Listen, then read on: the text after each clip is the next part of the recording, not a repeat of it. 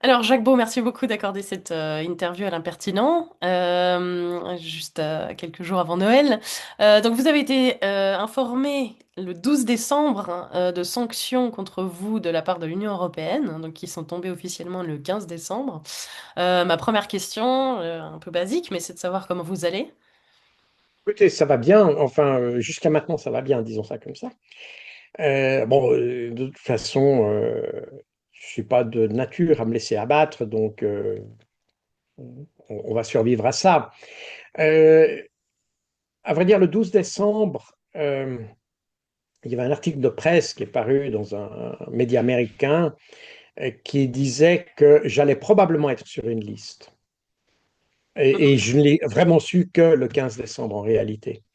D'accord. L'Union européenne ne voulait pas publier cette liste avant parce que, évidemment, comme c'est généralement des listes de sanctions qui touchent des oligarques et des gens qui ont énormément de moyens et des choses comme ça, la raison pour laquelle l'Union européenne la publie ou la dévoile au dernier moment, c'est pour éviter que ces oligarques puissent mettre de l'argent à l'abri, etc., etc. Voilà. Donc, pour moi, ça me concerne pas beaucoup en réalité, puisque bon, j'ai pas beaucoup de, enfin, je Oui. ne suis pas comme Monsieur Abramovich et autres qui ont des yachts un peu partout, etc. Donc, je n'avais pas grand-chose à déplacer. Donc, pour moi, c'est plus, enfin, c'est de toute façon un désagrément, j'imagine. Mais pour moi, ça a touché, disons que ça a touché évidemment ma vie de tous les jours. Mhm. Parce qu'il faut aussi savoir que ces sanctions, elles sont faites, comment, elles sont conçues pour toucher des gens qui sont en général en dehors de l'Union européenne. Bon, j'ai parlé d'oligarques russes, etc. Ça peut être des personnalités en Iran, Corée du Nord ou que sais-je.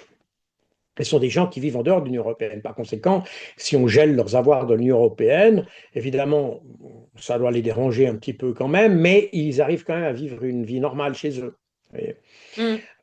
Tandis que moi, mon cas est un peu particulier puisque je suis sur le territoire de l'Union européenne. Par conséquent, le gel des avoirs me touche de plein fouet dans ma vie quotidienne. Parce que, en définitive, j'ai pas le droit de m'acheter une baguette de pain, par exemple.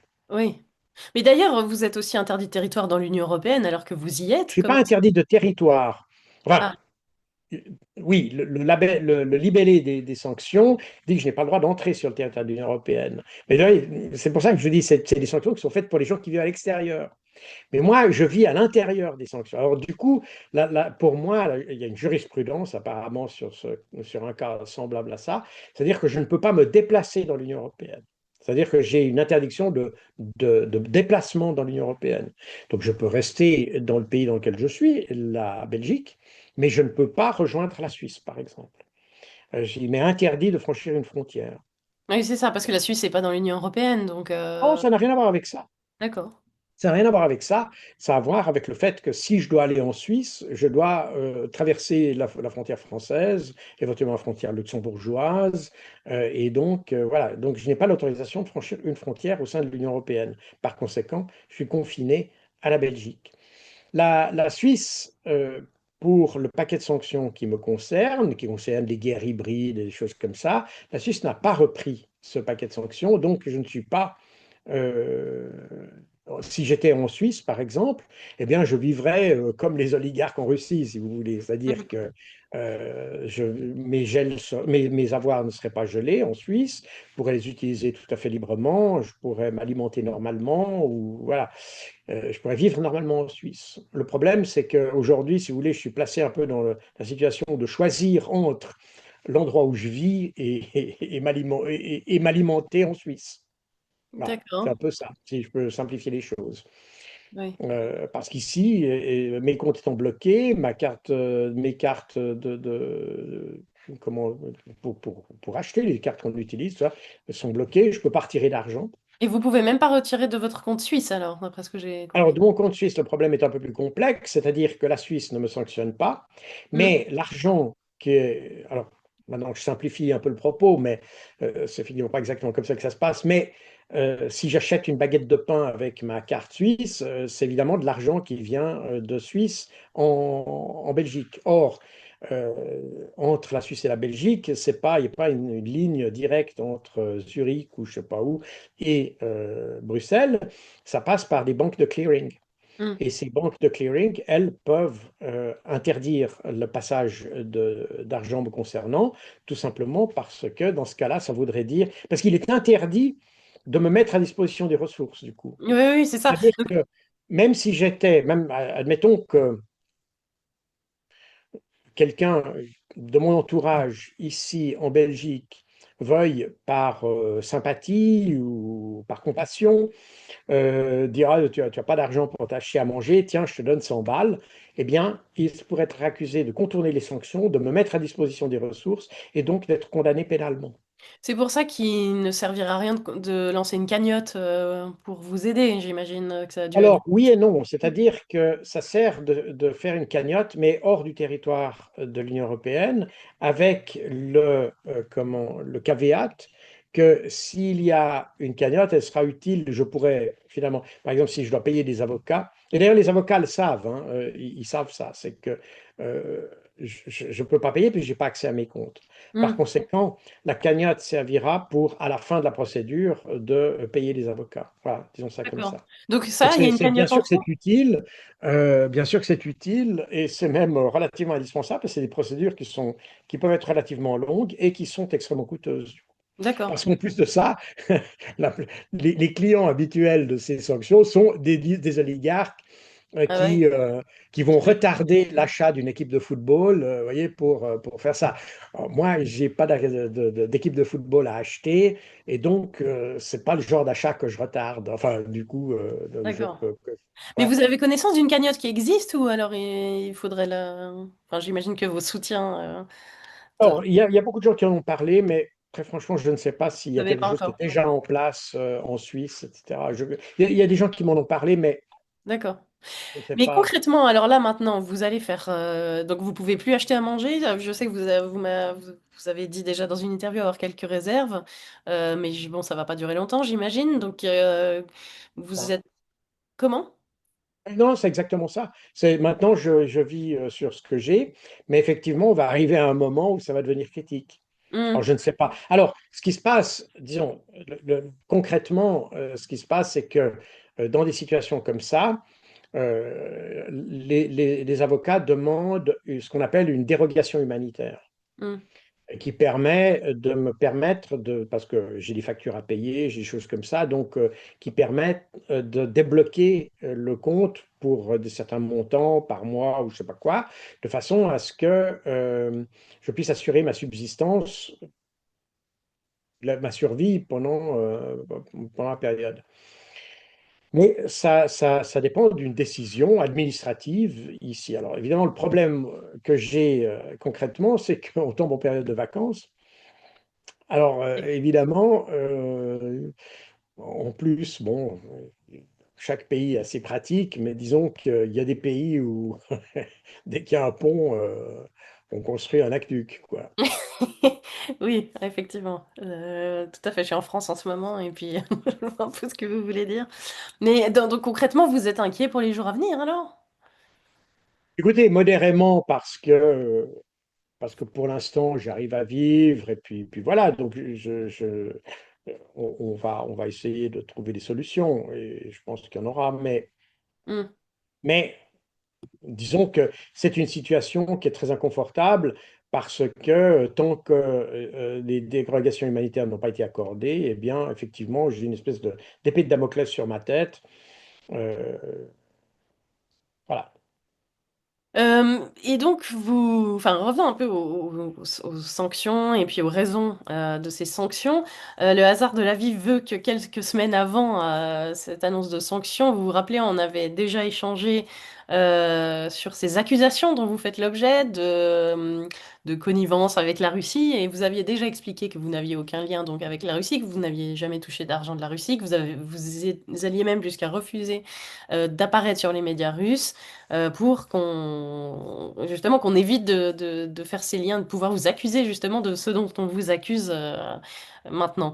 Alors, qu'est-ce que vous inspire du coup de vous retrouver Disons dans que cette situation? c'est exactement le problème qu'il y a, vous voyez. C'est exactement, en fait, même la substance du problème en réalité qui inquiète tout le monde.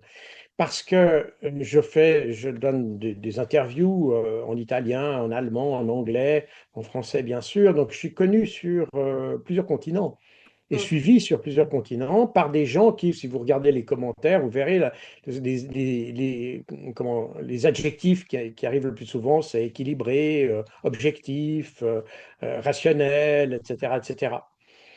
Euh, alors, la conséquence de ça, c'est que vous faites le discours le plus équilibré possible, le plus objectif possible, mais vous êtes quand même considéré comme pro-russe, comme propagandiste. Alors que, unanimement, les gens vous considèrent comme objectif. Et là, ça pose évidemment un certain nombre de questions là derrière. Et du coup, beaucoup de gens disent, comme m'ont dit d'ailleurs beaucoup des parlementaires européens qui m'ont appelé, ils m'ont dit, si vous êtes condamné comme ça veut dire que toute l'Europe est condamnable. Et c'est pour ça que, par exemple, au Parlement allemand, il y a eu des interpellations qui ont été faites envers le gouvernement. Et il y a évidemment toute une liste de personnes qui sont sanctionnées, qui sont généralement des Russes ou des gens qui vivent en Russie. Mais il n'y a que mon nom qui a été évoqué. Les questions des parlementaires au gouvernement allemand portaient que sur le Jacques Beau, Mm. pas sur les autres. Parce que les gens ont très bien compris, et d'ailleurs, il y a des parlementaires qui m'ont dit, on va faire de votre cas un précédent, parce que c'est un cas qui nous concerne absolument tous. Oui, au-delà de vous, ça concerne la démocratie. C'est la démocratie qu'on a. Ça, c'est la démocratie, c'est l'état de droit, c'est ce qu'on appelle les valeurs, n'est-ce pas, ces fameuses valeurs. Comme je disais souvent, pendant la guerre froide, on, avions, on avait cet antagonisme entre le bloc marxiste, communiste, socialiste, comme vous voulez. Je ne veux pas rentrer dans les détails parce qu'il y a des tas de gens qui trouveront toujours des nuances entre. Voilà. Ben, bref, disons le bloc communiste ou le bloc à économie planifiée, disons ça comme ça. Et puis de l'autre côté, le modèle d'économie libérale dans lequel est la Suisse, même si elle est neutre et évidemment tous les pays de l'Europe. Et il y avait ces deux blocs qui s'affrontaient. Et on a appelé ça guerre froide. Alors, c'était une guerre qui était évidemment pas violente, mais néanmoins une guerre où on s'affrontait dans les coulisses, etc. Et pourtant, vous aviez des communistes en Europe. Ils n'étaient pas interdits, ils n'étaient pas sanctionnés. On pouvait lire la Pravda, par exemple. Mm. Euh, on pouvait l'acheter dans les kiosques en Suisse. À Genève, à Berne, vous trouviez la Pravda dans nos kiosques. Donc on n'avait pas peur de ces médias. Aujourd'hui, les médias russes sont interdits. Mais à l'époque, on n'avait pas peur du tout. On n'avait pas peur des communistes. Et pourtant, ils avaient exactement l'idéologie du bloc qu'on combattait. Est-ce que c'est parce qu'on prend les gens pour des abrutis aujourd'hui qu'on se dit qu'ils peuvent pas penser par Non, je pense eux-mêmes? pas. C'est qu'aujourd'hui, n'est-ce pas, aujourd'hui, j'explique, enfin, il y a sans doute 20 000 manières d'expliquer ça. Mais ma perception, c'était qu'à l'époque, on avait très confiance dans le système qu'on défendait. Mm. Il y a un phénomène de darwinisme informationnel, si vous voulez. Et on était convaincu que, contrairement à ce que prétendaient les marxistes à l'époque, qui voyaient le communisme dans le sens de l'histoire, nous, on pensait que notre modèle était dans le sens de l'histoire. Alors, de nouveau, il y a des tas de gens qui me disent, oh là, c'est l'autre, etc. Je n'entre pas dans ce débat-là. Je parle simplement des perceptions qu'on avait à l'époque et ce qui explique notre attitude par rapport à ça. C'est-à-dire qu'on avait tellement confiance dans notre système qu'on n'avait pas besoin d'interdire d'autres opinions. Alors que dans la partie communiste, ils avaient beaucoup moins confiance dans leur système et donc ils devaient interdire la parole. Quand vous interdisez à quelqu'un de parler, c'est parce que vous n'avez pas confiance dans votre truc. C'est que vous pensez que vous êtes trop fragile. C'est qu'il y a encore soit des maladies de jeunesse ou des faiblesses ou des maladies de vieillesse, que sais-je, mais qui font que vous avez peur que ça s'effondre. Mm. Et donc, vous avez peur de tout ce qui peut entrer en conflit avec le, comment dire, ce qui peut entrer en conflit avec Le narratif. le narratif officiel. Quand vous êtes, quand vous pensez que votre système est le meilleur, que vous ne craignez rien, vous pouvez laisser les autres parler, il n'y a pas de problème. Et ça, de nouveau, je reviens à ce que je disais tout à l'heure. On est objectif et pourtant c'est compris comme de la propagande. Mm. Et ça veut dire qu'en réalité, on n'a pas confiance dans ce qu'on dit. Mais Et c'est d'ailleurs, quelque part une sorte d'aveu, pas seulement un aveu de faiblesse, mais c'est peut-être l'aveu qu'on est sur une mauvaise voie quelque part. oui. Et ça, c'est extrêmement intéressant. Alors, évidemment, là, on est sur les conséquences de l'absence de liberté d'opinion, et puis on peut discuter ces conséquences pendant très longtemps. Le problème de fond, c'est que on interdit finalement une opinion. Parce que dans l'accusation qu'on a, euh, d'abord, on m'accuse de choses que je n'ai jamais dites, ça commence par là. Euh, on m'accuse d'être un agent de la Russie, mais comme vous l'avez très justement dit, on avait déjà parlé, tout à fait d'ailleurs incidemment avant, euh, j'ai aucun lien avec la Russie, j'ai jamais été payé par eux, etc. Donc si j'étais un agent, ils m'ont pas offert de yacht. Euh, je regrette, mais je n'ai pas de yacht à Monte-Carlo financé par le gouvernement russe. Je n'ai pas non plus de palais au bord de la mer Noire. Enfin, j'entends, vous voyez, Mm. si j'étais un agent, je serais bien mal récompensé de la part de la Oui, Russie. c'est vrai que ce serait un Et peu. puis, et puis par ailleurs, on m'accuse de choses, de faire de la désinformation attribuable à la Russie. Donc, on ne sait même pas si elle est au profit de la Russie. C'est- c'est- donc, quand vous regardez toute l'accusation, vous remarquez que c'est du vent, ni plus ni moins.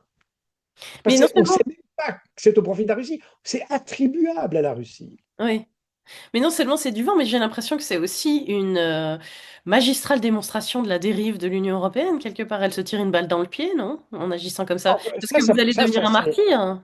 ça, c'est les conclusions qu'on peut en tirer. Parce que, effectivement, d'abord, ça m'a attiré une sympathie mondiale, alors Ah oui, littéralement. Dans le monde entier, les gens se sont réveillés à ce propos parce que je suis connu comme quelqu'un qui n'est pas pro-russe. Et par conséquent, le fait que vous soyez simplement, en essayant de vous mettre au milieu, qu'on vous traite comme un pro-russe, montre que l'échelle des valeurs sur lesquelles on juge dans l'Union européenne, le curseur, si vous voulez, est totalement faussé par rapport à la réalité. Et ça fait peur aux gens. Et ça fait particulièrement peur dans l'Union européenne. Comme m'a dit ce parlementaire, si ça vous arrive à vous, ça peut nous arriver à n'importe qui. hum, Et c'est ça qui est le vrai problème là derrière. N'est-ce pas, depuis 3 ans, quand vous exprimez une vue un peu différente, etc., vous dites, ah, vous êtes pro-russe, etc. Bon. Alors, déjà, il faut savoir que, en plus de ça, la décision qui m'a été imposée n'est pas une décision judiciaire. oui, c'est politique. Très important de le dire. Donc, il n'y a pas de tribunal qui a décidé que j'avais commis une faute et que cette faute, c'était la propagande. D'abord, il y a aucune loi qui interdit la propagande. Donc, Hum, quand bien même je serais propagandiste, quand bien même, il n'y a aucune loi qui punit le fait de faire de la propagande. Il n'y a aucune loi non plus qui interdit d'être pro-russe, parce qu'on m'a dit que j'apparaissais sur des sites pro-russes. Alors, déjà, je ne sais pas ce qu'est un site pro-russe, mais on a certainement des sites qui défendent un point de vue plus proche de la Russie. C'est possible. Mais d'abord, ça demanderait à être défini précisément, admettons. hum, Mais même, et c'était le cas, le fait d'être pro-russe n'est pas un délit. oui, Donc, on est dans une situation où vous êtes accusé de choses qui sont pas illégales du tout, et qui font partie de la liberté d'expression. Pour ça, on vous interdit, on vous enlève la liberté de vous alimenter, la liberté d'économie, la liberté de déplacement et la liberté d'expression, parce qu'en définitive, c'est ça qu'il s'agit. et vous savez Donc pourquoi on vous est, êtes retrouvé sur cette liste? Enfin, pourquoi vous? ça j'ai aucune idée, apparemment, je dis apparemment parce que c'est des informations plus ou moins concordantes et qui semblent être plus ou moins confirmées par le département des Affaires étrangères, ce serait venu de la France. Alors D'accord. j'ai probablement une tête qui ne revient pas à Macron ou à Barrot, je ne sais pas. Mais c'est apparemment de là que c'est venu. Mais et ça, c'est plus intéressant ou plus inquiétant, c'est qu'apparemment la Suisse aurait été consultée avant et Oui. qu'elle a rien dit. D'ailleurs, le SECO, alors effectivement, il répond au journaliste qu'il avait été mis au courant, mais il répond aussi qu'il est en contact avec vous. Et ça, c'est pas vrai apparemment, c'est ça? Alors, le SECO, alors, je ne sais pas si c'est le SECO, enfin, de nouveau, peut-être vous avez vu ça, j'ai pas suivi tout ce qui s'est dit ensuite. Alors, le DFAE a dit qu'il était en contact avec moi, ce qui était faux jusqu'à hier après-midi. Ah, ils vous ont contacté. C'est-à-dire que la Weltwoche m'a demandé si j'étais en contact avec le DFAE, donc hier, hier matin, euh, on était une semaine après. 10 jours après que j'ai appelé, parce que le 12 décembre, lorsque j'ai vu dans un média américain que mon nom allait être sur une liste, j'ai évidemment immédiatement appelé l'ambassade de Suisse à Bruxelles pour savoir si c'était le cas, puisqu'on a une ambassade qui finalement établit le lien entre la Suisse, ou gère les relations entre la Suisse et l'Union européenne. Par conséquent, j'ai téléphoné à la responsable, que d'ailleurs je connais personnellement, j'ai téléphoné pour savoir si effectivement j'étais sur une liste. Alors bon, c'est son secrétaire qui m'a répondu. Il m'a répondu très gentiment d'ailleurs que l'ambassadrice n'avait pas de temps pour moi et qu'elle rappellerait plus tard. Et 10 jours plus tard, elle ne m'avait toujours pas répondu. Donc, effectivement, quand la Weltwoche m'a demandé si j'étais en contact avec le DFAE, j'ai dit non. Alors, ce qui est très amusant, c'est que c'est notre ambassade de l'AE, puisque les services consulaires. Donc, on a en fait trois missions, si je peux dire comme ça, à Bruxelles. Il y a une mission, il y a deux ambassadeurs, il pourrait y en avoir trois, puisqu'il y a une mission qui s'occupe des relations entre la Suisse et l'OTAN, une mission qui s'occupe des relations bilatérales entre la Suisse et la Belgique, et une mission qui s'occupe des relations, comme j'ai dit tout à l'heure, entre l'Union européenne et la Suisse. Et normalement, il devrait y avoir trois ambassadeurs, mais je pense pour des raisons économiques, on n'en a que deux.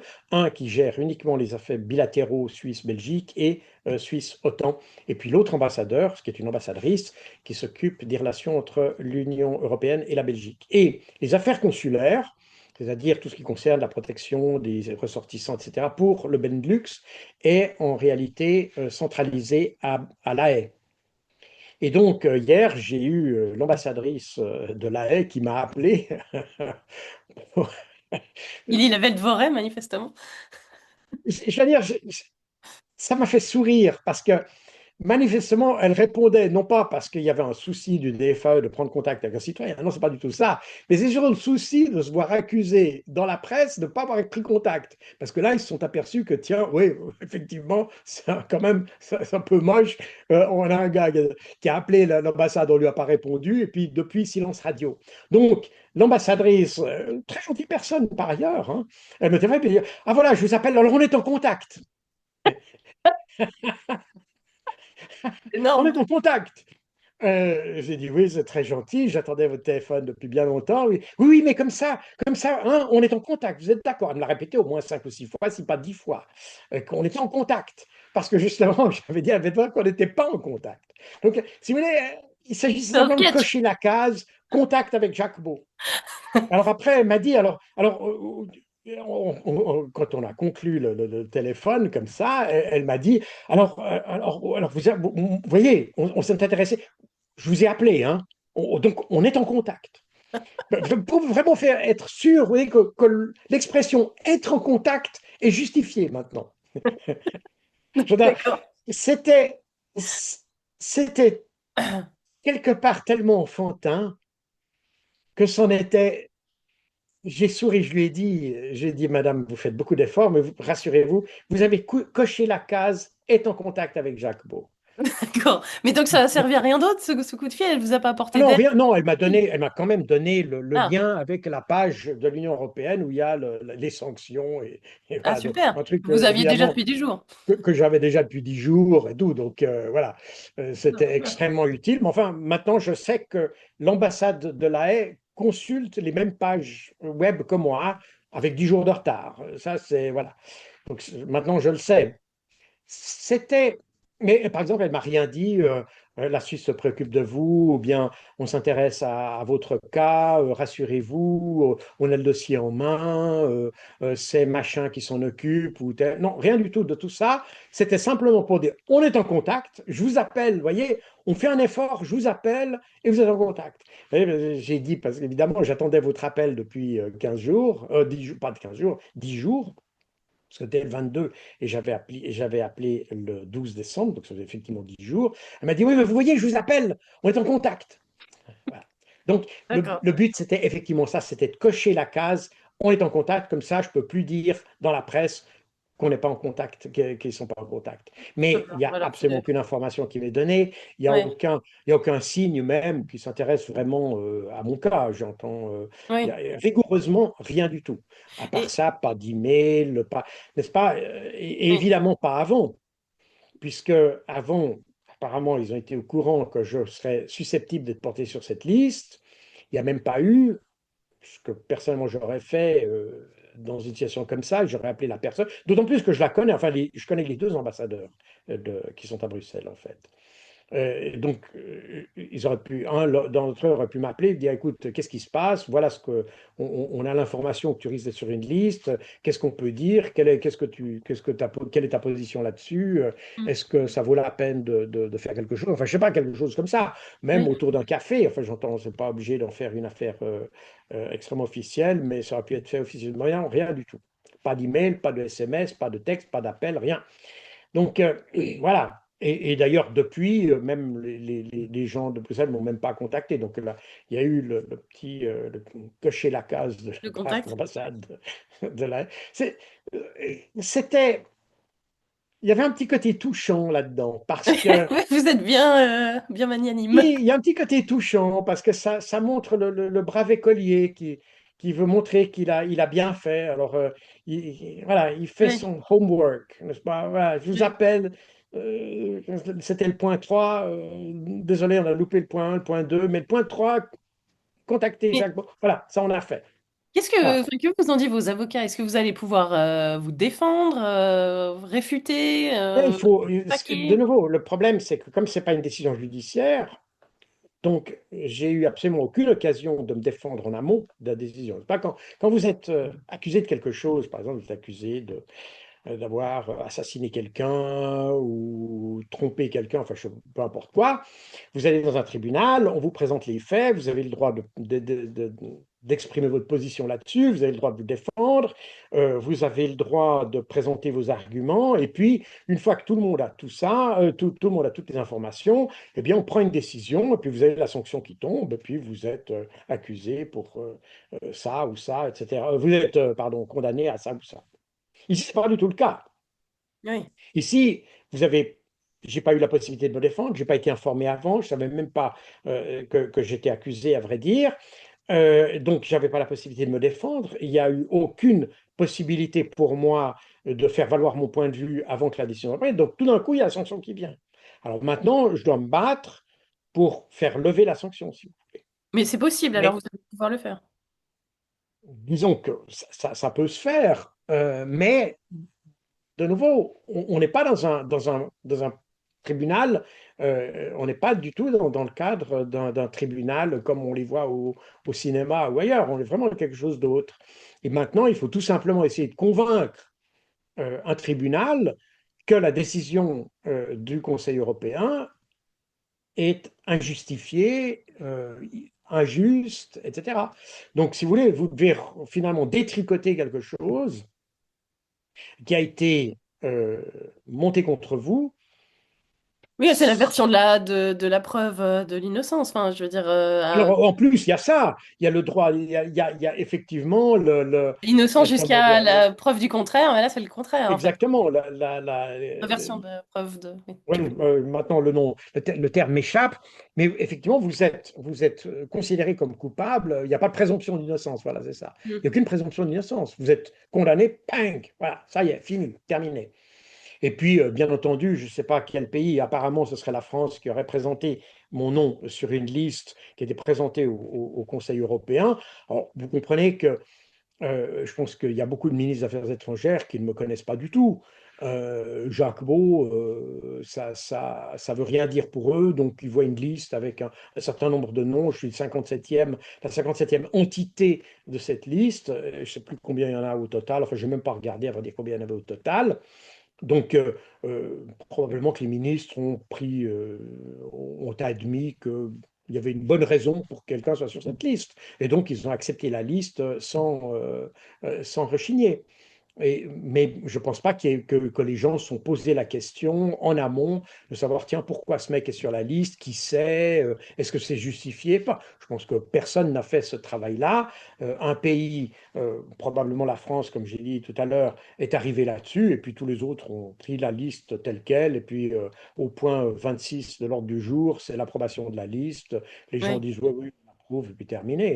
Et voilà. Ils Donc ont on est pris de dans un Bruxelles. processus très bureaucratique quelque part. Voilà. D'accord. Mais d'après ce que j'ai compris, il n'y a que la Cour de justice européenne qui pourrait enfin, revenir sur cette décision. Mais est-ce que ça fait pas de l'Union européenne juge et partie? Enfin, je veux dire, ou alors j'ai mal compris, peut-être. De nouveau, dans le, c'est pas exactement ça le juge est D'accord. parti.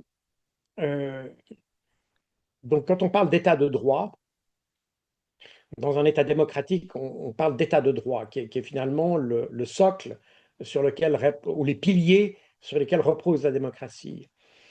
Et c'est quelque chose qui a été défini déjà au siècle des Lumières, enfin, qui a commencé à être articulé déjà au XVIIIe siècle, par là autour.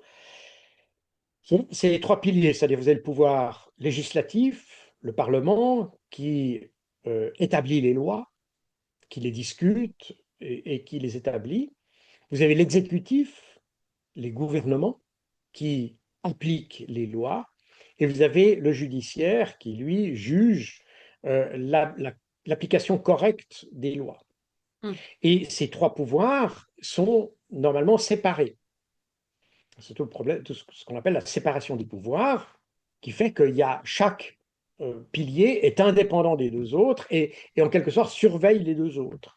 On peut dire ça comme ça. Donc vous avez une sorte de triangulation qui assure que les mécanismes démocratiques sont garantis.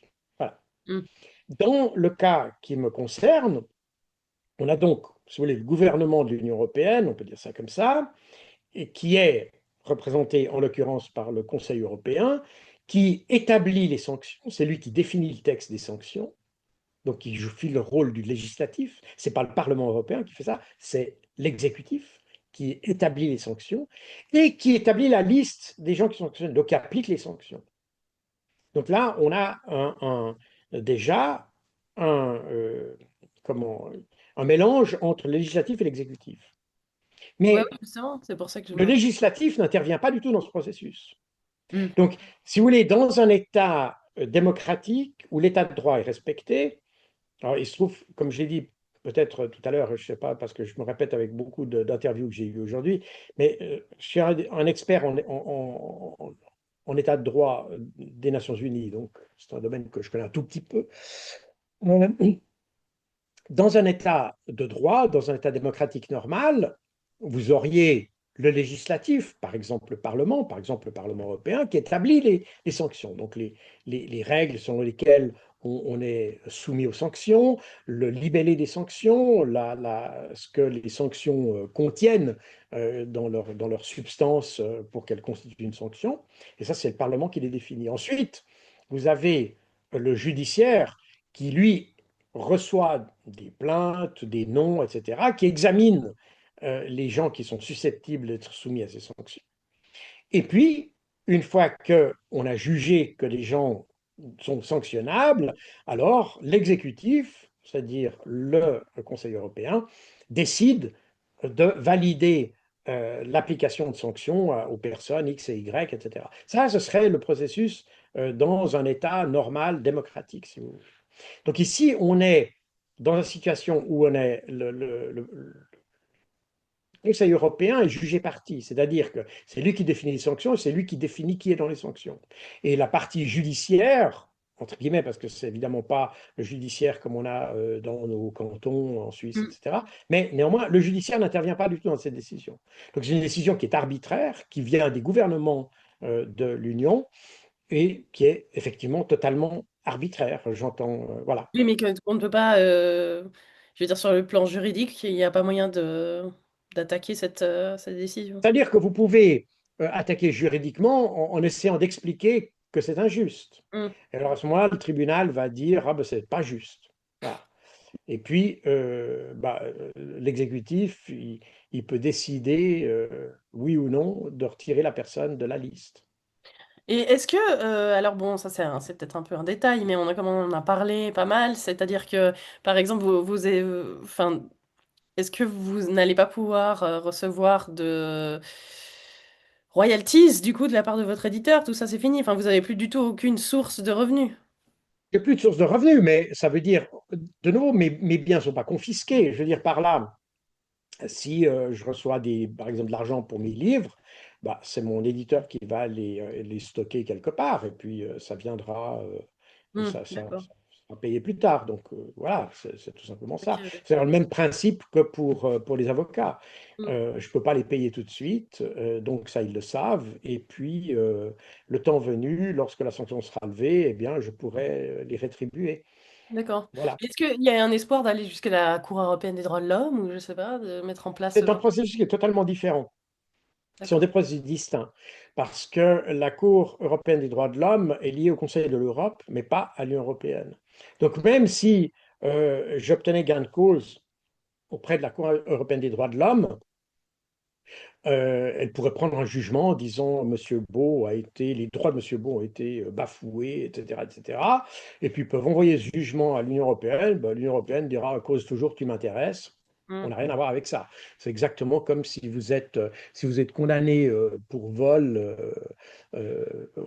au Kamtchatka, et que, enfin pas le Kamtchatka, c'est pas pas un pays, mais si vous êtes condamné parce que vous avez volé une pomme en Patagonie, euh, et que vous revenez en Suisse, la Suisse ne va pas vous poursuivre parce qu'on vous a condamné au Patagonie. Vous voyez, c'est un peu la même chose. Ouais, d'accord. Et c'est exactement la même chose, c'est deux juridictions différentes qui s'appliquent aussi à des niveaux différents et puis dans des contextes différents. La Cour européenne de justice, européenne des droits de l'homme est une cour qui généralement intervient, j'allais dire presque, c'est une forme de jugement en appel. C'est-à-dire que Curieux. vous êtes condamné, par exemple, en Suisse, parce que pour un délit quelconque, vous estimez que vos droits n'ont pas été respectés en Suisse. Alors, bon, il y a le tribunal fédéral qui peut venir, mais le tribunal fédéral peut confirmer, je ne sais pas quoi, ou bien vous pouvez dire que vous avez été torturé. Enfin, je sais pas, vous pouvez Mais sortir des trucs. Et à ce moment-là, vous allez faire donc un recours oui, à c'est ça, la Cour c'est une européenne. étape finale en fait. C'est un peu l'étape finale, c'est un truc qui un peu chapeaute le tout. Mais une fois que vous avez épuisé les outils d'appel que vous avez, de recours que vous avez dans un pays, en général, hein, de Mm. nouveau, je suis pas un expert dans ces procédures-là, mais ce qu'il y a de sûr à comprendre, c'est que la Cour européenne de justice, la Cour décidément européenne des droits de l'homme, est une juridiction qui est totalement séparée et distincte de la Cour européenne de justice, et ces jugements sont pris pour information par l'Union européenne, c'est tout. D'accord.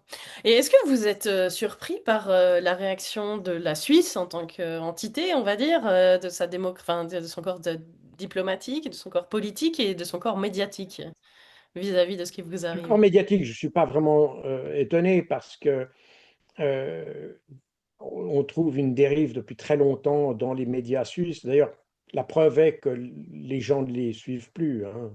Je ne sais pas combien la RTS va couper de postes parce que les gens, tout simplement, n'ont plus confiance dans ces médias-là. Mm. Et on le voit un peu partout, les gens n'achètent plus de journaux, etc. Je pense que ce n'est pas pour rien. C'est pas simplement parce qu'il y a Internet. C'est aussi parce que l'information qu'ils nous servent est une mauvaise information d'une manière générale.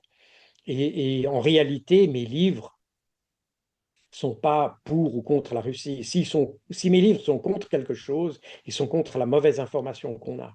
Mm, Parce que je mets toujours en perspective l'information qu'on nous donne et l'information même que donnent les Ukrainiens eux-mêmes, par exemple. mm, Vous voyez, vous avez, par exemple, quand il y a eu ces drones vous savez, qui étaient partis d'Ukraine et qui avaient atterri en Pologne. Là, c'était au mois d'octobre. Eh bien, à la télévision suisse romande, on a raconté que les drones, des drones russes venant d'Ukraine avaient explosé en Pologne. Alors que on savait déjà, quand il y avait l'émission de la RTS, on savait déjà, les autorités polonaises avaient déjà dit qu'ils n'avaient pas trouvé d'explosifs dans les drones, ces drones qui étaient arrivés en Pologne. De nouveau, je ne me prononcerai pas sur comment ils sont arrivés là, etc. Là aussi, d'ailleurs, on pourrait de nouveau faire une émission simplement là-dessus, hein, mais absolument fascinant, la désinformation qu'il y a eu là autour. Mais la TSR a montré d'ailleurs une maison qui était endommagée en disant que c'était ces drones russes qui avaient explosé et abîmé la maison. Or, déjà à ce moment-là, la police polonaise avait dit que la maison avait été endommagée en réalité par des tirs polonais et qu'on n'avait pas trouvé d'explosifs dans les drones. Donc, vous voyez, ce que je veux dire, c'est qu'il n'y a pas besoin d'aller chez les Russes pour trouver ça. mm. Nos médias donnent déjà des fausses informations, alors que, parce que je regarde toujours, parce que c'est facile, vous pouvez dire après coup, 15 jours après, ah ben on a appris qu'il n'y avait pas. Non, non, je regarde toujours les dates. Et vous remarquez que dans l'exemple que je viens de donner, et je peux le documenter, là, je peux vous le montrer, j'ai fait une présentation là-dessus d'ailleurs, qui montre que l'ARTS a fait délibérément de la désinformation. Oui, et puis surtout, C'est ils reculent parfaitement jamais sur leurs documenté. Et fautes. de nouveau, il n'y a pas besoin d'aller chez les Russes. Vous allez chez les Polonais, qui sont pourtant fortement anti-russes, hein. Vraiment, les Polonais, là, ils sont vraiment anti-russes. Et pourtant, c'est eux qui vous disent qui démentent exactement tout le libellé de ce que raconte la TSR, le même jour. Et je dirais même, la TSR, c'est le journal du soir, alors que les Polonais, c'est pendant la journée qu'ils ont dit ça. Donc, nos journalistes avaient tout le loisir de vérifier leur information, ils ne l'ont volontairement pas fait. Mm. Donc, et ça, je peux vous donner des dizaines d'exemples.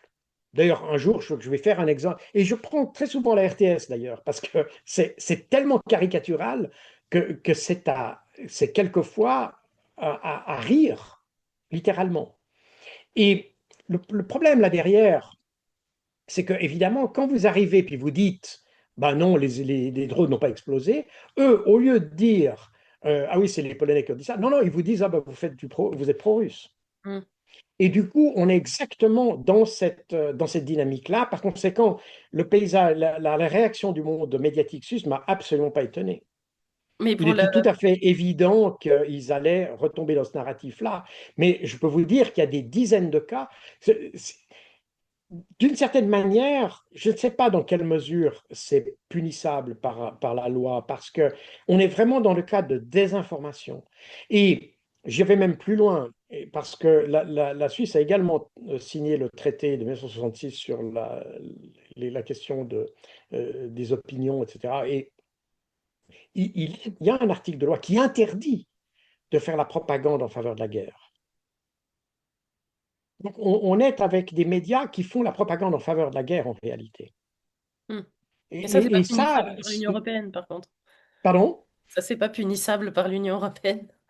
Non, Par contre. personne ne le punit de toute façon. Mais ce que je veux dire, c'est que, comprenez, on a des journalistes qui se prétendent très vertueux, mais dont on a démontré, pour certains d'entre eux, qu'ils ont inspiré, par exemple, un des exemples, ils ont un journaliste suisse roman, à Genève, qui a inspiré Anders Breivik, celui qui est l'auteur de la tuerie d'Utøya,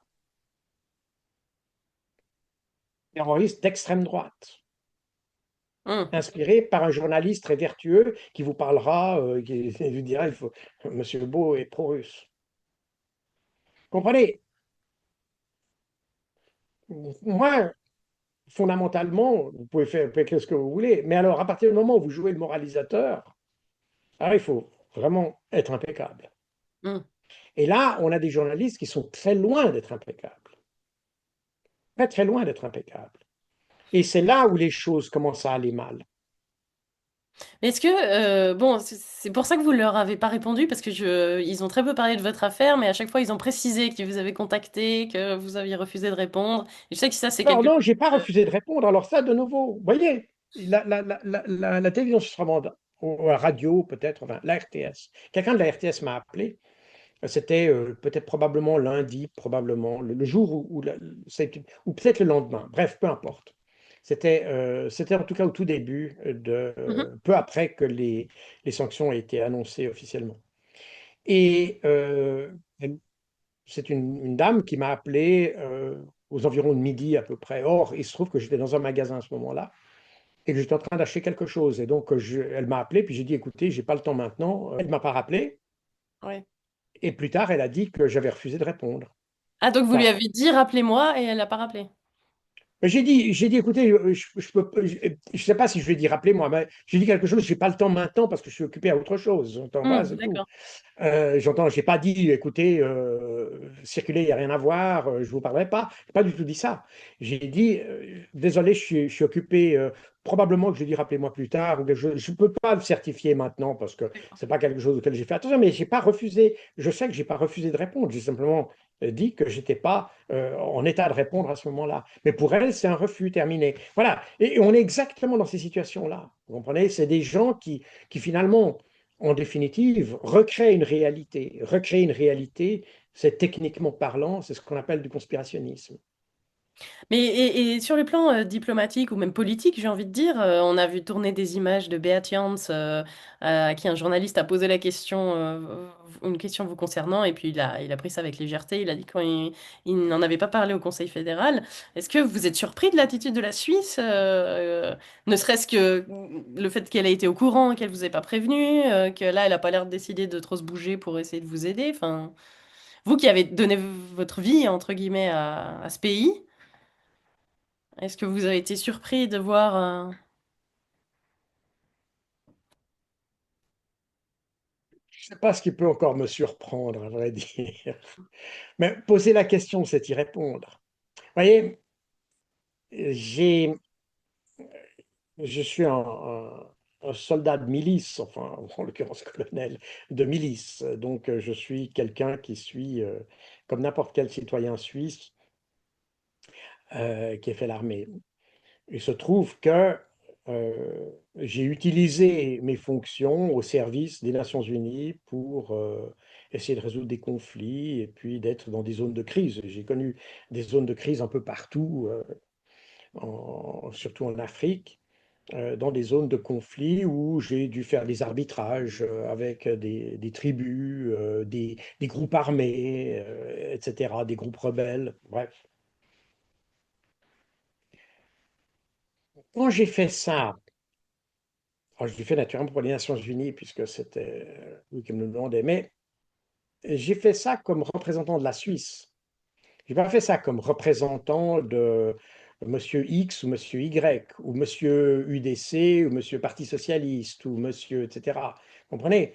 Quand vous êtes engagé comme ça, et que vous risquez votre vie d'ailleurs, hein, parce qu'en plus de ça, j'ai échappé à des mines sur la route et des choses comme ça, enfin bref, et, euh, il y aurait beaucoup à raconter. Il faudra une fois que je m'amuse à ça. Mais euh, quand votre vie est en danger, vous l'acceptez parce que d'abord, vous êtes un soldat. Donc, ça fait partie du job, en quelque part, quelque part. Mais ce job, vous ne le faites pas euh, pour les beaux yeux d'un conseiller, enfin, ou d'une conseillère fédérale.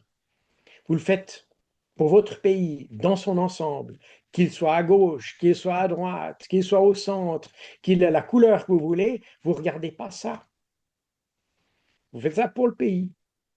Or, ici, vous avez un gouvernement qui réagit tout simplement parce qu'il est pro-russe, donc on ne fait rien. Donc, si vous voulez, moi, en aval, je fais quelque chose pour mon pays, quelle que soit sa couleur, quelle que soit sa tendance, quelles que soient ses décisions politiques, quel que soit l'opinion du moment, je fais mon travail pour le pays. Point final. De, pas pour les Suisses romands, pas pour les Suisses allemands, pas pour les Tessinois, pour l'ensemble. Qu'ils parlent n'importe quelle langue, ça m'est égal, on fait ça pour le pays. Alors que eux, à l'inverse, ils réagissent selon qu'on est pro-russe ou pas, ou qu'ils nous considèrent comme pro-russes. Parce que moi, je ne me considère pas du tout comme pro-russe. Hmm. Et eux ont décidé que j'étais pro-russe, et donc, pour eux, ça justifie qu'on autorise ça. Et ça, si vous regardez ça, vous voyez, ce que je vous exprime quand j'étais dans différentes missions où j'ai toujours été dans des zones de crise.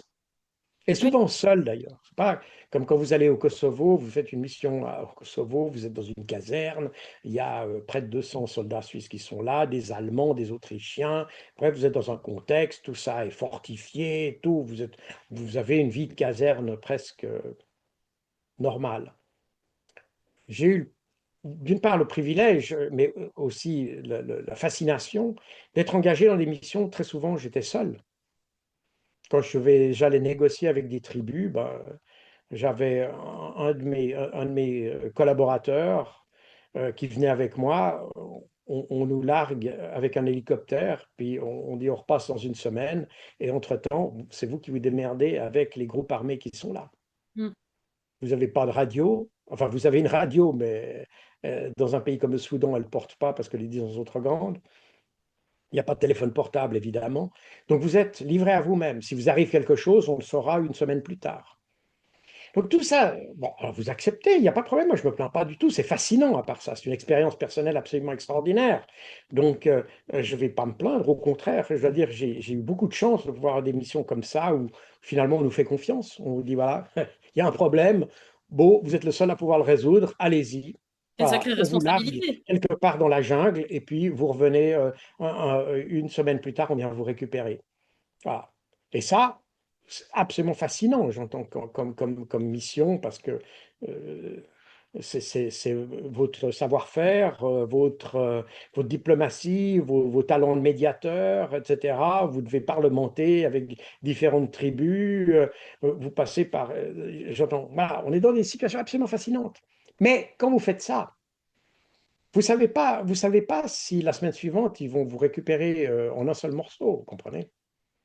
Mais quand vous le faites, vous ne posez pas la question si vous le faites pour un gouvernement qui est plutôt comme ci ou plutôt comme ça, ou si le Conseil fédéral il a le nez pointu ou le nez rond. Hmm. Vous ne posez pas ces questions-là. Vous le faites parce que tout simplement, en tant que professionnel, vous travaillez en fonction d'une mission. Vous faites La votre... mission du Conseil fédéral, qui est d'ailleurs donnée par la Constitution, c'est de protéger ses citoyens, pas de protéger les citoyens qu'ils ont considérés comme bons et les citoyens ou laisser les considérer des citoyens qui ont été considérés comme mauvais. Je pense que c'était le ministre de la Justice que vous évoquiez tout à l'heure, enfin ce qui correspond au ministre de la Justice, M. Jans. J'ai trouvé particulièrement insultant, personnellement insultant, la manière dont il a traité ça, de la manière dont il a répondu. Pour moi, c'est une insulte, c'est vraiment une insulte. Je pense que ce personnage a une dette envers moi, très clairement, en tant que citoyen, en tant que soldat qui, lui, s'est battu ou a risqué sa vie pour que lui puisse être là où il est. Hmm. C'est une dette. Parce que Donc, on est dans des... C'est un peu ça. C'est pour ça que, oui, dans un certain sens, disons, ça m'a surpris dans la mesure où je ne pensais pas que notre gouvernement pouvait être aussi médiocre, si vous voulez. vous êtes senti trahi? Je suis plus à ce niveau-là, disons que c'est pas une question de trahison, c'est une question de, c'est pas tellement, non, plutôt, j'ai vu plus de mépris de la part du gouvernement pour la population suisse dans l'ensemble, que ce soit moi ou quelqu'un d'autre d'ailleurs. Je ne l'ai pas vraiment pris personnellement. Mais c'est tout simplement une attitude méprisante, d'ailleurs qui est très visible avec le cas de Jens, d'ailleurs, qui est extrêmement, de ce point de vue, extrêmement blessante, parce que quand on élit les gens, on les élit pour que précisément ils résolvent nos problèmes, pas pour qu'ils méprisent ensuite les gens qui les ont élus. Mm. Donc, on a là quelque chose qui est extrêmement déplaisant parce que je pense que ça n'aurait pas été le cas il y a 30 ans ou il y a 40 ans.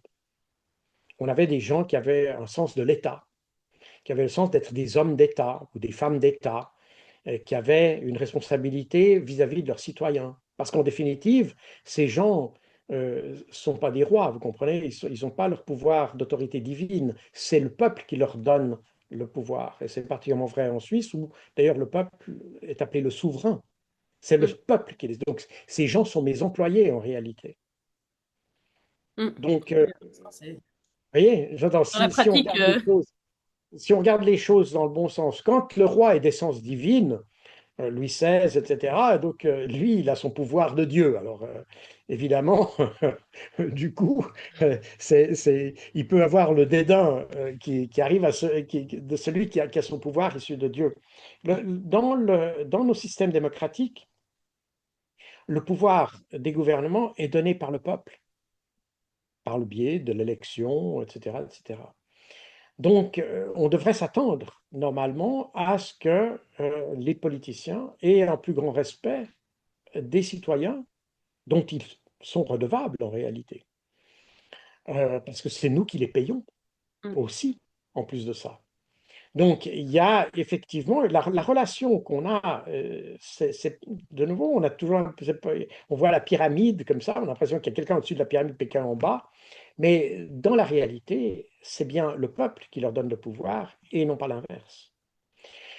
Donc, alors, de nouveau, tout ça, après, il y a le mode de fonctionnement de nos pays, etc. Mais ça n'autorise pas nos dirigeants à choisir qui ils vont aider et qui ne vont pas aider. Mm. Et c'est la même chose pour tous les fonctionnaires, d'ailleurs. Le fonctionnaire est au service du peuple, n'est-ce pas? Il est là simplement pour faire fonctionner une machinerie qui est au service de la population et rien d'autre. C'est valable pour un ambassadeur. Donc, quand vous avez un ambassadeur qui accepte que le nom soit sur une liste de sanctions sans poser de questions, sans même informer, sans même poser la question à l'intéressé, eh bien, vous avez, finalement, ça qualifie, et c'est pour ça que d'une certaine manière, euh, je le constate, je pense que ces gens, du coup, me sont redevables, mais ça les a qualifiés eux. Mm. C'est eux Ça en qui dit plus passent. sur eux que sur vous, finalement. Pardon? Vous voulez dire que ça en dit plus sur eux? Cette attitude en dit plus sur eux que sur... Voilà, tout à fait. Parce que moi, le monde entier me connaît. Donc, et l'indignation qu'on voit un peu partout dans le monde exprime justement le fait que les gens savent qui je suis. Et donc, que les gens savent que c'est une décision injuste. Et que par conséquent, si vous voulez, d'une certaine manière, Xavier Moreau, qui est l'autre, le Français qui est sur la liste, enfin, il est franco-russe, lui, de nouveau, il habite en Russie. Il est sur la même liste que moi, mais il vit en Russie, il a une famille russe, il travaille là-bas, et puis donc il a sa vie là-bas. Donc lui, il est moins touché que moi, enfin, il est touché par les mêmes sanctions, mais elles ont moins d'impact puisque lui vit en dehors de l'Union européenne. Mais il a, il a dit que, en fait, Jean-Noël Barrot, donc le ministre des Affaires étrangères français, qui nous a mis sur la liste, euh, en tout cas lui, apparemment moi aussi, euh, Xavier Moreau disait que c'est son impresario. Du coup, c'est son agent, son Oui. agent, parce que grâce à lui, évidemment, du coup, on atteint plus de notoriété. Oui, mais c'est ça, en fait, c'est complètement contre-productif, leur histoire. Oui, effectivement, c'est des sanctions qui sont totalement contre-productives Mm. parce que, d'abord, elles remettent en question un grand nombre d'éléments de l'état de droit, mais elles remettent surtout en question un élément fondamental de nos démocraties, c'est la liberté d'expression. Parce que, de nouveau, en admettant même que j'ai été conspirationniste ou pro-propagandiste ou pro-russe, tout ça ne sont pas des crimes, n'est-ce Mm. pas? Et que par conséquent, on est dans une définition comment, de sanctions qu'on n'arrive même pas à justifier d'ailleurs, même de libeller ne les justifie pas. Par Mm. conséquent, euh, ça montre un peu, finalement, ils ont mis en évidence plus les limitations de leur système que nous. Enfin, à vrai dire, ils ont attiré les projecteurs sur nous. Bah, bien oui, tout à fait. Mais Donc d'ailleurs, c'est vraiment, on est à l'envers du bon sens. je me posais une question, parce que je sais que vous, en tout cas au début, vous disiez que vous vouliez pas mettre de l'huile, jeter de l'huile sur le feu, et puis bon, c'est quand même des sanctions qui sont importantes. Et est-ce que vous pensez que vous allez vous auto-censurer à l'avenir pour ne pas risquer d'aggraver le problème, de pas jeter de l'huile sur le feu, comme je disais? Je vais certainement éviter des formulations, en tout cas, qui peuvent prêter à confusion, ça c'est certain. Mais de nouveau, ma position est la neutralité, donc je vais rester neutre. Le problème ici qu'on a, et c'est là où ça devient inquiétant, c'est qu'on interprète la neutralité comme étant déjà partisane. Mm. Oui, Vous voyez, oui, absolument. c'est Soit on ça est, le fond du problème. Alors comment je peux, comment est-ce qu'il faudrait être plus neutre que neutre? Je ne sais pas comment on fait, vous voyez ce que je veux dire? c'est Et le par fameux conséquent, si tu n'es pas avec moi, tu es contre moi, c'est ça? alors voilà, on est dans ces logiques-là. Et en réalité, effectivement, c'était les logiques qu'on a connues avec George Bush Jr., avec le 11 septembre, etc. Euh, mais qui historiquement, d'ailleurs, alors vous allez me dire, peut-être pas dans les 3 dernières années, mais historiquement, c'est des positions qu'on refusait en Suisse. Enfin, à vrai dire, l'idée de si vous êtes pas avec nous, vous êtes contre nous, on en a beaucoup parlé avant comment après le 11 septembre 2001, bien entendu, comme je l'ai dit. Mais en réalité, ça fait très longtemps que les Américains ont été comme ça vis-à-vis de la Suisse, parce que les Américains n'ont jamais aimé la neutralité de pas seulement de la Suisse, mais des pays neutres par rapport à l'Union soviétique à l'époque. Donc même pendant la guerre froide, la Suisse était regardée un peu enfin, je ne veux pas dire qu'elle était regardée de mauvaise, mais disons qu'il y a eu des présidents qui ont considéré que, oui, la Suisse neutre, c'est pas bien, quoi. L'avantage de la Suisse, c'est que parmi les différents pays qui étaient neutres à l'époque, la Suisse est un pays qui est évidemment capitaliste. J'entends, on a les banques, on a tout ça. Donc, si vous voulez, il y avait beaucoup de choses qui démontraient qu'on n'allait pas tomber dans le monde communiste. Ah, Mm. c'est pas notre culture nationale. On a une nature très indépendante, on a une nature, on a des petites entreprises, des petits entrepreneurs, des paysans, des agriculteurs qui sont des gens qui sont indépendants, mais qui sont surtout des gens qui sont indépendants économiquement aussi. Je veux dire par là, on n'est pas pour la collectivisation des terres, au contraire, on est pour quelque chose qui soit à nous, qu'on puisse gérer, etc., etc. Par conséquent, la culture suisse, la structure du pays, la manière dont le Suisse voit le monde, voit sa vie, elle est essentiellement euh, alors capitaliste avec toutes les précautions, parce que je pense qu'en Suisse, on a un capitalisme très raisonnable. On est à mi-chemin entre un État qui aide la population, qui intervient dans la population avec systèmes sociaux, etc., même si certains pourraient dire que c'est pas assez. Mais vous voyez, j'entends, tout n'est pas privatisé en Suisse, comme Mm. aux États-Unis, typiquement. Il y a beaucoup de choses qui appartiennent encore à l'État moins maintenant qu'avant, mais en tout cas pendant la guerre froide, on avait des structures d'État ce sont de structures mixtes, mais où prédomine l'idée de l'économie privée, l'industrie privée, l'entreprise privée, l'entreprise individuelle, etc. Et ça, c'est ce qui nous caractérise comme un pays qui fait partie de cette culture européenne qui a, qui a eu aussi ses travers, mais en gros, qui fait que la Suisse est un pays de l'Europe, peut-être pas de l'Union européenne, mais de l'Europe, parce qu'on a une culture qui s'est forgée à travers l'histoire de l'Europe et on a, même si on a nos spécificités, même si on a nos particularismes, même si on a notre manière de voir la gouvernance, etc., on reste quand même un pays qui est fondamentalement ancré dans la culture européenne, fondamentalement. Donc c'est pour ça que les Américains, alors que peut-être d'autres pays était beaucoup plus, la Finlande, même les pays nordiques par exemple, étaient probablement plus, comment dire, plus suspects pour les Américains parce il y avait des tendances nettement plus, comment dire, plus à gauche quelque part, hein. Aussi dans le Mhm. fonctionnement de l'État, etc. Là, tout est étatisé, etc. Tandis qu'en Suisse, on est dans un mix quelque part. Donc, ça fait très longtemps qu'on a cette idée. La Suisse a su ménager sa place dans cet espace en justement sachant utiliser la neutralité au profit de l'intérêt de tout le monde, parce que la neutralité, c'est pas la passivité, mais c'est savoir utiliser le côté non partisan au profit des uns et des autres. C'est à ça que sert la neutralité. La neutralité, c'est pas le fait d'être assis dans un fauteuil et puis regarder les autres se battre. La neutralité, c'est dire je vais être utile aux deux. Mhm.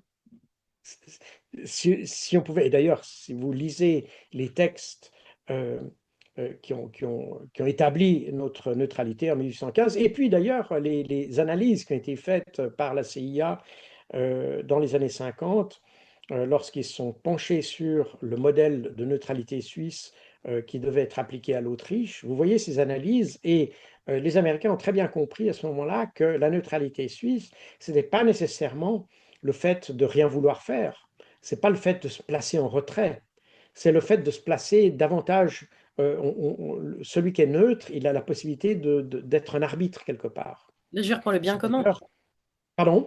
D'agir pour le bien commun, finalement, plutôt que pour... D'agir pour le bien commun, exactement. C'est pour ça que la Suisse a fait de nombreux arbitrages dans des différents conflits, a été impliquée pour représenter les intérêts des États-Unis en Iran, Iran aux États-Unis, etc., etc., avec Cuba et bien d'autres exemples encore. La Suisse a joué ce rôle-là. Sa neutralité, c'est pas de se placer du côté d'un tel, mais c'est justement de se rester un petit peu en surplomb par rapport au conflit, de façon à rester au service des deux, c'est-à-dire pas au service des deux, mais au service de la paix, d'une certaine manière. C'est-à-dire que on est là, on n'a pas de préférence pour l'un pour l'autre, mais si l'un et l'autre nous demandent, eh bien, on est prêt à apporter nos services au profit d'une réconciliation, d'une solution pacifique aux différends, etc., etc. Et cetera. Et ça, c'est l'avantage de la neutralité. Vous voyez, c'est exactement le problème qu'il y a aujourd'hui quand on parle de la solution du problème ukrainien. On ne sait plus vraiment qui prendre comme arbitre. Alors, vous avez tout d'un coup les Américains qui se placent comme arbitres parce qu'ils disent qu'ils veulent plus être dans le conflit et du coup, ils deviennent médiateurs. Mais on sait qu'ils sont un peu quelque part jugés partis. Et en réalité, le rôle que prennent les Américains maintenant, c'est un rôle que la Suisse aurait très bien pu prendre si elle avait toujours son sens de neutralité et de se placer entre les deux, puis dire, voilà, on va vous rendre service à l'un et à l'autre. Mm. Et je pense que c'est ce que les Américains essayent de faire, mais évidemment, on est dans une situation, dans un climat qui est tellement polarisé, qui est tellement, comment dire, oui, polarisé, qu'on n'a plus confiance en personne. Alors, si ce n'est pas les Américains, ce seront les Turcs ou bien les Saoudiens qui rempliront cette fonction. Mais vous voyez qu'on est à la recherche de quelqu'un qui puisse servir d'entre-deux, et on ne parle plus à la Suisse Mm. du coup. Alors bon, voilà, c'est un choix, et c'est un peu dommage parce qu'on a perdu une opportunité d'avoir de l'influence sur le conflit. Mais évidemment, le fait d'être neutre implique aussi que sans on peut avoir un jugement sur les uns et les autres. C'est pas qu'on n'a pas de jugement, mais on met ce jugement de côté. On le remplace non pas par la capacité de juger, mais la capacité de comprendre, de façon à pouvoir, dans le conflit, amener les deux protagonistes vers un point commun, si vous voulez. Mm. Et ça veut dire que vous devez comprendre exactement ce que veulent les uns et les autres, que vous l'acceptiez ou non, que vous pensez que ce soit juste ou non. C'est pas là, ça le problème. Le problème, c'est de savoir comment est-ce qu'on fait pour amener les deux positions qui sont très distantes, les amener à se rapprocher. Et pour les amener à se rapprocher, il faut comprendre exactement ce que veulent les deux protagonistes et puis arriver à estomper ces différences au fur et à mesure d'un processus de négociation.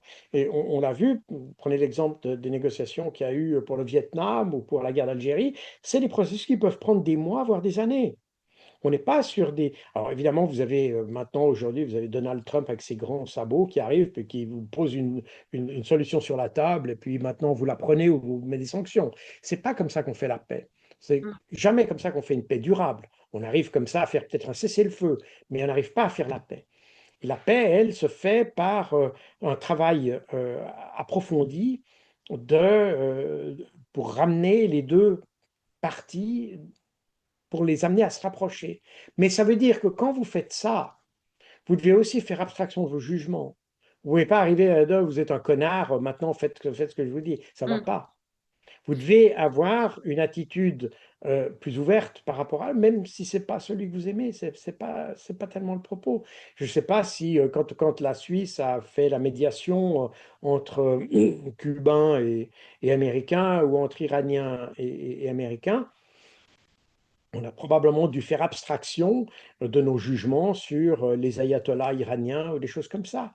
Et il a fallu à un moment aller au-delà de ça, le but n'étant pas de condamner les ayatollahs, mais de les amener à une attitude plus conciliante et puis d'amener les uns et les autres vers un point commun. Et ça veut dire que justement, on doit sortir d'une attitude qui consiste à condamner quelles que soient les raisons d'ailleurs, pour de bonnes ou de mauvaises raisons. Et d'ailleurs, Macron a dit dernièrement qu'il voulait rétablir le dialogue avec Poutine, donc Oui, bon, alors évidemment, mais bon, alors là, après, on est dans les initiatives, et puis après, dans 3 semaines, il vous dira exactement le contraire. Parce qu'il veut avoir le dialogue avec Poutine, mais c'est comme il fait avec la Chine, il veut le dialogue, et puis après, il dit à la Chine ce qu'elle doit faire. Alors les Chinois lui disent, écoute, mon vieux, oui. c'est pas toi qui vas nous dire ce qu'on va faire. Donc, il y a l'art et la manière. Donc Oui, c'est après, vrai que c'est pas son point fort, hein, effectivement. on est sur quelque chose, ah oui, bon, on est sur des effets des effets de manche, c'est tout. Hmm. Très bien, bah, Jacques Beau, je vais vous poser une dernière question, et puis après, je vais vous laisser tranquille. C'est bien gentil de nous avoir accordé tout ce temps. Tout simplement, je voudrais savoir ce que vous allez faire maintenant et ce que vous allez faire demain. Est-ce que vous allez quand même fêter Noël en famille ou... Famille, je veux pas, puisque je ne peux pas me déplacer. Eh bien, on verra. Après tout, vous savez, je suis un Suisse de l'étranger qui a passé beaucoup de ses années dans des zones de crise et Noël, je l'ai fait souvent, presque, enfin pas plus souvent, mais très souvent à l'ombre des palmiers plutôt qu'à l'ombre du sapin de Noël.